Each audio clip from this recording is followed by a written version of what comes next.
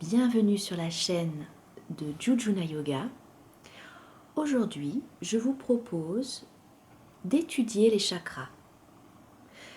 Une définition générale, puis une définition pour chacun des 7 chakras, et enfin, de vous donner des pistes sur comment les travailler et les équilibrer.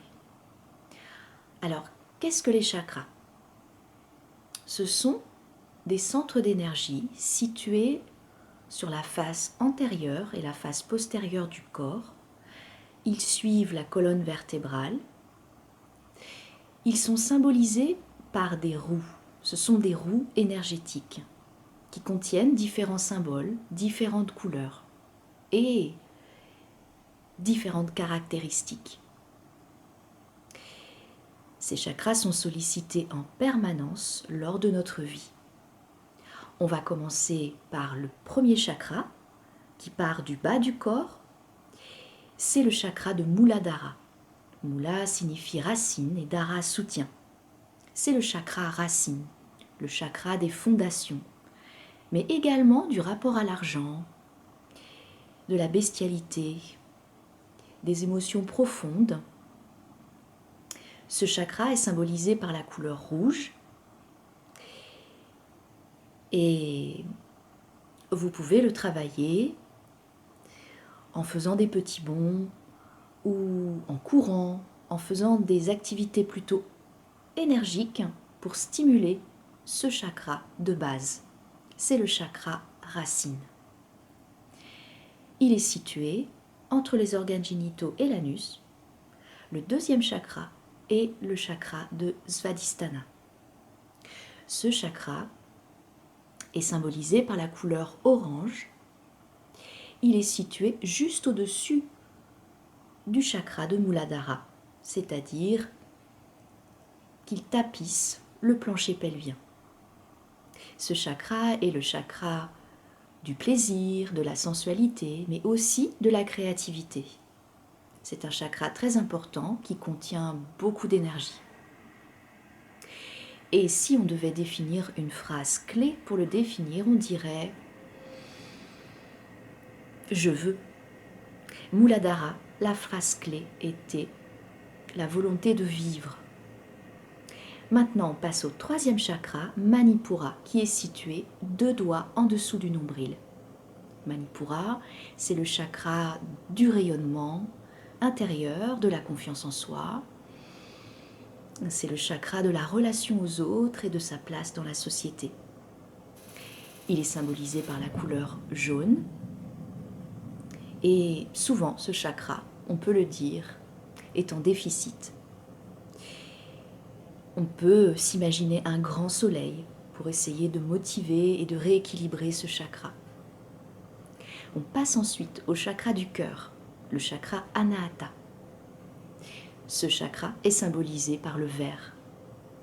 On peut voir toute la couleur verte qui se diffuse dans la poitrine pour essayer d'activer ce chakra.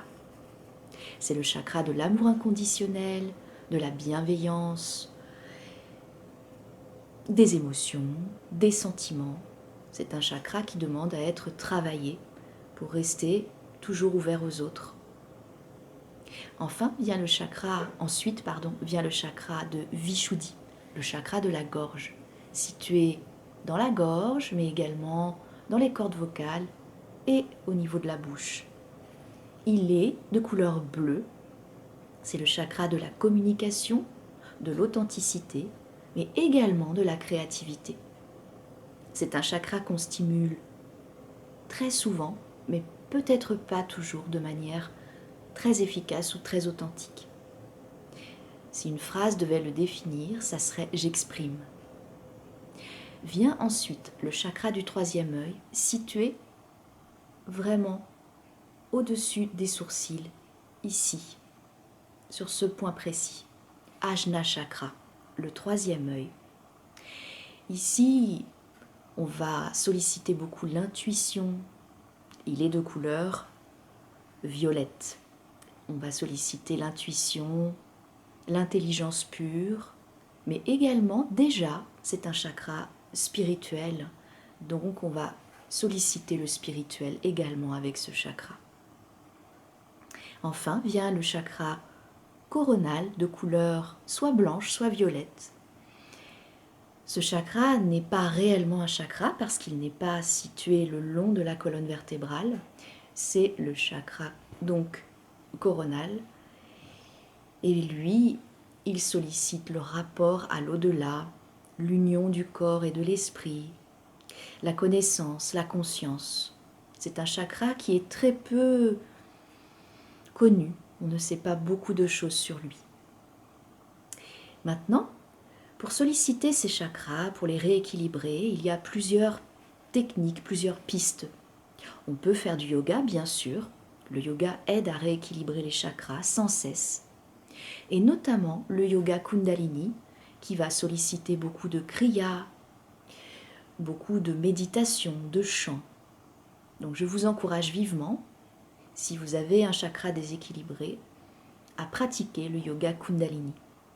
Les massages sont également un très bon moyen de rééquilibrer un chakra. Vous pouvez également vous masser vous-même avec certaines huiles essentielles dédiées au chakra. Les massages énergétiques avec des bols tibétains ou des pierres peuvent être également très intéressants. La méditation aide également à rééquilibrer certains chakras. Voilà, j'espère que cette vidéo vous a été utile pour y voir un peu plus clair dans tout ce vaste domaine des chakras. Et je vous dis à très bientôt pour de nouvelles vidéos sur la chaîne de Jujuna Yoga. Namasté!